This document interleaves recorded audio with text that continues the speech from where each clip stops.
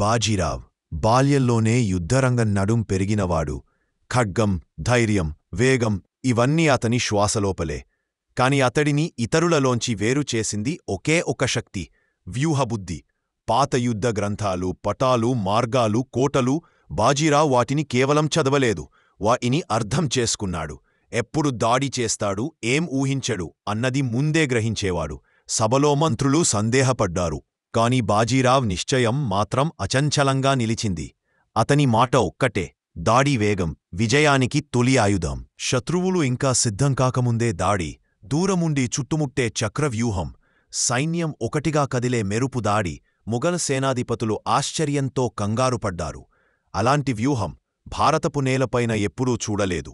యుద్ధభూమిలో అతడు వెనుకనుండి ఆజ్ఞాల ఇవ్వలేదు, అతడే ముందుకు దూసుకెళ్లాడు. సైనికుల కన్నుల్లో ధైర్యం నింపాడు. అందుకే అతను పోరాడితే సైన్యం నమ్మేది గెలుపునే. అతని యుద్ధజీవితంలో ఒక్కటైనా ఓటమి లేదు. ప్రతి పోరాటం విజయం, ప్రతి వ్యూహమా ఫలితం, ప్రతి అడుగు చరిత్రలో ముద్ర.